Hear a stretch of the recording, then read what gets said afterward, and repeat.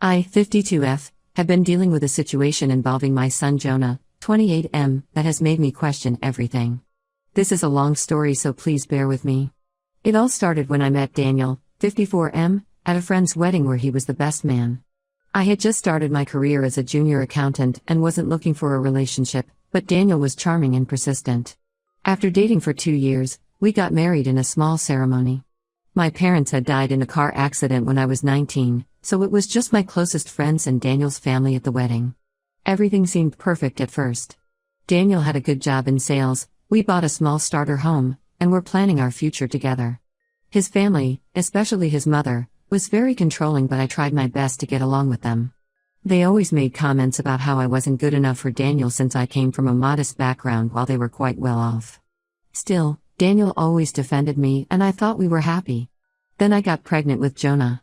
The pregnancy wasn't planned, but we were excited. At least I was.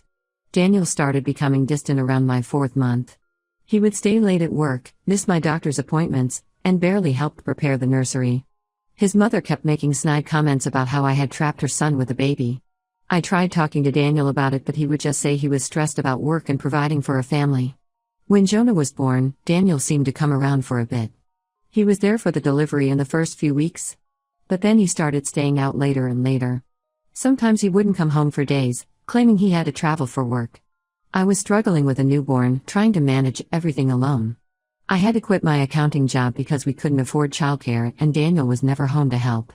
When Jonah was 6 months old, I woke up one morning to find Daniel gone.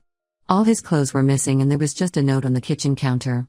He wrote that he wasn't ready to be a father, couldn't handle the responsibility, and needed to find himself.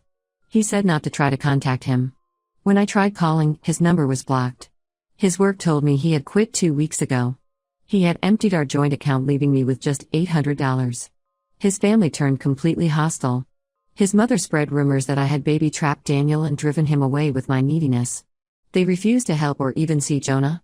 I was completely alone with a baby, no job, and barely any savings. I had to sell our house quickly at a loss just to have some money to survive on. I moved into a tiny 1-bedroom apartment and started looking for work. It was hard finding a job after the gap in my resume. No accounting firm would hire me. Finally, I got a job as a receptionist at a dental office during the day. The pay wasn't enough, so I also started waitressing at night. My elderly neighbor Martha was a godsend. She offered to watch Jonah while I worked. She had never had children of her own and treated Jonah like a grandson. Those early years were exhausting. I would work at the dental office from 8 to 5, rush home to feed Jonah, then work at the diner from 7 midnight. Martha would put Jonah to bed and stay until I got home. On weekends I would pick up extra shifts while trying to spend quality time with Jonah. There were many nights I cried myself to sleep from exhaustion, but looking at Jonah's face gave me strength to keep going. As Jonah grew up, he naturally started asking about his father. Around age 5, he came home crying because kids at school teased him about not having a dad. I never badmouthed Daniel but told Jonah the truth in age-appropriate ways, that his father wasn't ready to be a parent and had left. Jonah seemed to accept it, but I could tell it bothered him, especially during father-daughter dances or school events where other dads were present. Despite everything, Jonah and I developed an incredibly close bond. He was such a bright, sweet kid. He would make me cards and breakfast in bed for Mother's Day, telling me I was the best mom and dad. I worked hard to give him as normal a childhood as possible. I saved every extra penny for his future, never buying anything for myself.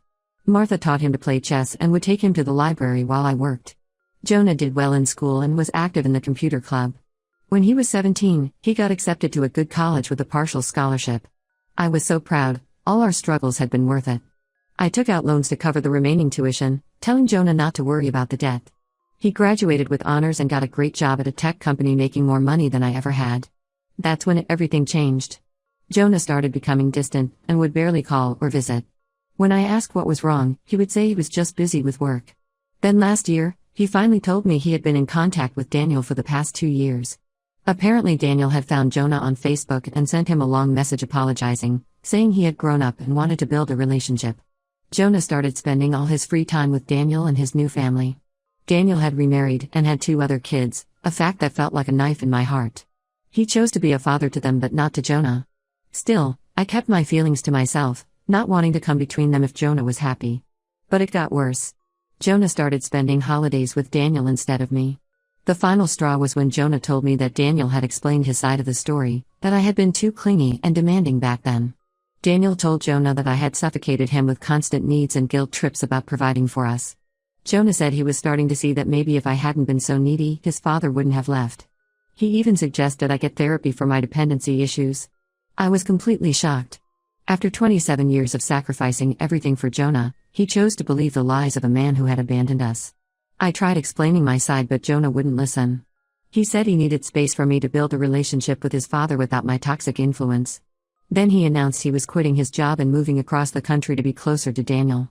Just like his father had done, Jonah blocked me on everything. I was completely heartbroken but decided to focus on myself. I finally went back to school for accounting certifications and got a better job. Martha helped me through the depression of losing Jonah. I was just starting to rebuild my life when Jonah showed up at my door last week. Apparently the tech company he moved to had massive layoffs and he lost his job. Daniel had encouraged Jonah to quit his previous stable job with promises of helping him start his own business. But now Daniel was refusing to help him since he wasn't running a charity. Jonah had burned through his savings and needed to move back in with me until he found something new. The worst part was how he acted like nothing had happened. He just expected me to welcome him with open arms after he abandoned me for Daniel and believed his lies. I refused. I told him he had made his choice when he chose Daniel over me, and I wasn't his backup plan when things got tough. Jonah got angry and said I was being petty and cruel. He brought up how I had always taught him to help family. I told him he clearly didn't consider me family anymore when he sided with Daniel. He stormed off calling me heartless and manipulative, the same words Daniel had used about me. Some mutual friends are saying I'm being too harsh and should help my son since he's going through a hard time. But I spent 27 years of my life dedicated to Jonah only for him to throw me away for the man who abandoned us.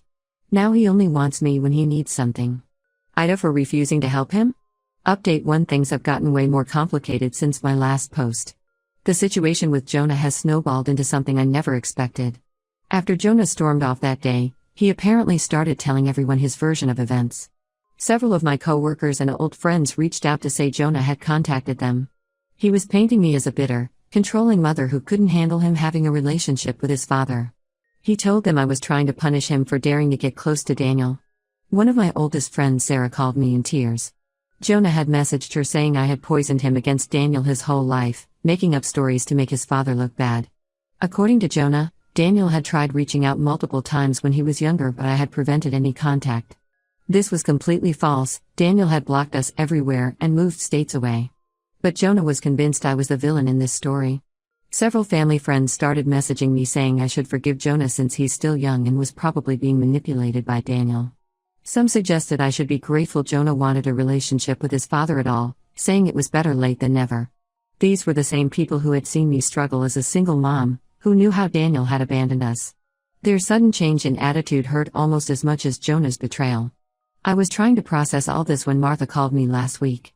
Martha is 82 now but still sharp as ever. She was very upset, her voice shaking as she told me about a visit Jonah had paid her a few months before he moved to be with Daniel. Apparently, he had shown up at her house asking questions about when he was a baby and about Daniel leaving us. Martha said she had been happy at first, thinking Jonah wanted to understand his history better. She told him everything, how devastated I was when Daniel left, how I would come home at midnight exhausted from working 2 jobs but still take time to rock Jonah to sleep. She told him about the times I had to choose between buying food and paying bills, how I would eat less so Jonah could have enough. Martha had helped where she could, but she was living on a small pension herself. Then Martha told him something I had kept secret all these years. When Jonah was 2 years old, Daniel had actually come back. It was a rainy night in October. He showed up at our apartment drunk. He was crying, saying he had made a huge mistake and missed us. He begged for another chance, promising to be the father Jonah deserved. I was young and still in love with him, so I let him stay. For 2 days, Daniel played with Jonah, bought him toys, and acted like the perfect father. He promised to pay back all the child support he owed and help us move to a better apartment. I had been saving every extra dollar I made for 3 years, putting aside $3,000 for Jonah's future. It wasn't much, but it represented countless extra shifts and skipped meals. Daniel saw me counting it one night when I was planning to open a college fund for Jonah. The 3rd morning, I woke up to find Daniel gone again. This time he had taken all the money with him. He left another note saying he was sorry but he needed it for a fresh start. I was too ashamed to tell anyone what had happened. I filed a police report, but they said it would be hard to prove since I had willingly let him into our home. I worked even harder to rebuild our savings, picking up extra weekend shifts while Martha watched Jonah. When Martha told Jonah this story, his reaction shocked her. He accused her of lying to make his father look bad. He said Daniel had already warned him that people would try to turn him against his father with fake stories. He told Martha she should be ashamed of herself for making up lies about a man she barely knew. Martha was deeply hurt. She had helped raise Jonah for years, treating him like the grandson she never had. Now he was calling her a liar to defend a man who had abandoned him. I was furious when I heard this. Daniel wasn't content just poisoning Jonah against me, he was making Jonah doubt everyone who had actually been there for him his whole life. Martha was in tears telling me this, saying she felt like she had lost her grandson. She kept apologizing for telling me, saying she didn't want to add to my pain but felt I should know. That's when I decided to do something I should have done years ago. After Daniel stole our savings, I had filed a police report. I also had letters from Daniel's first wife warning me about him. She had reached out after seeing our wedding announcement in the local paper. She warned me that Daniel had done the same thing to her, leaving her and their daughter, taking their savings. I had ignored her warning, thinking Daniel had changed. I kept these documents all these years, hidden away in an old box because looking at them was too painful. I spent hours digging through my storage unit until I found everything. The police report detailed the theft of the savings. The letters from Daniel's first wife described his pattern of behavior, the charm, the promises, the sudden changes, the theft, the abandonment. There were also some bounced child support checks from when I had briefly tried to get Daniel to help support Jonah. I scanned everything and emailed it all to Jonah with no message attached. Let the documents speak for themselves. He hasn't responded directly to me, but Martha called yesterday to tell me Jonah had come to see her. He broke down crying and apologized for calling her a liar. She said he seemed shaken by the evidence, finally seeing the truth about his father. I don't know what will happen next. Part of me hopes this will open Jonah's eyes to who Daniel really is. But another part is still so hurt that Jonah so easily believed the worst about me and Martha, while giving Daniel the benefit of every doubt. Trust, once broken, is hard to rebuild. I'm trying to stay strong and focus on healing myself, whatever Jonah decides to do next. Update 2: I wasn't planning to post again, but something major happened that I need to get off my chest. 2 weeks ago, I received a call from a number I didn't recognize. It was Jonah's girlfriend Jenna, 26F, someone I had never met since Jonah cut contact before introducing us. She sounded hesitant but said she felt I deserved to know what was really going on with Jonah. According to Jenna, she met Jonah 6 months ago through work, right after he moved to be closer to Daniel.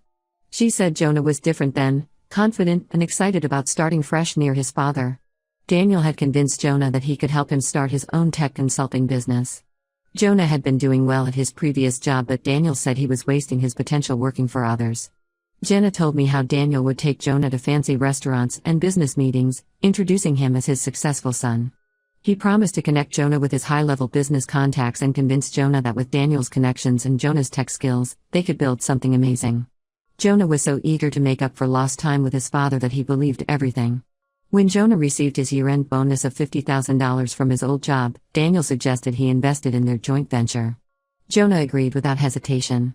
Then Daniel convinced him to cash out his 401k, saying it was better to invest in their own business than let others manage his money. All told, Jonah handed over nearly $120,000 to Daniel. After seeing the police report and letters I sent, Jonah started having doubts. He tried asking Daniel for more details about their business plan and the contracts Daniel claimed to be negotiating. Daniel would get angry and accuse Jonah of not trusting him, saying he was acting just like me, always questioning and doubting. Jonah was torn between his suspicions and his desperate desire to believe in his father. The truth came out 3 weeks ago. Jonah went to meet one of the supposed business contacts Daniel had mentioned. The man had no idea what Jonah was talking about. He knew Daniel from gambling at the casino where he worked. It turned out Daniel had a serious gambling problem and had used Jonah's money to pay off casino debts. There was no business, no contracts, no plans. It had all been a scam to get Jonah's money. Jenna said when Jonah confronted Daniel, things got ugly. Daniel dropped his caring father act completely. He told Jonah he was pathetic and desperate, just like me. When Jonah demanded his money back, Daniel laughed and said he should thank him for teaching him a valuable lesson about trust. Then he told Jonah not to contact him or his real family again. Just like that, he discarded Jonah for the second time. The worst part was that Daniel had already warned his wife and other kids about Jonah, telling them he was unstable and trying to extort money from them. When Jonah tried reaching out to his half-siblings, they blocked him. Daniel had poisoned them against Jonah before Jonah could even tell his side. Jenna said Jonah has been spiraling since then. He lost his new job because he had been distracted by everything with Daniel and missed some major deadlines. His savings are gone, his career is damaged, and he's had to face that his father never really wanted him, just his money. She said he spends most nights drinking and talking about what a fool he was to believe Daniel over me. According to Jenna, Jonah wants to apologize but is too ashamed to face me. She said he keeps reading the letters from Daniel's first wife, seeing the pattern he refused to see before. Daniel had done this multiple times, charm his way into people's lives, take what he could get, then discard them. Jonah was just his latest victim. Jenna asked if I would consider talking to Jonah. She said he's hit rock bottom Daniel and really needs his mom. Part of me wanted to rush to help him like I always have. But another part remembered how quickly he had turned on me, how easily he believed Daniel's lies about me being controlling and manipulative. He had thrown away 27 years of love and sacrifice because Daniel spun a good story.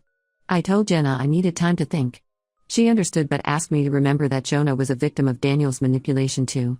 Before hanging up, she mentioned something that stuck with me. Jonah keeps the Mother's Day cards he made me as a kid on his nightstand now.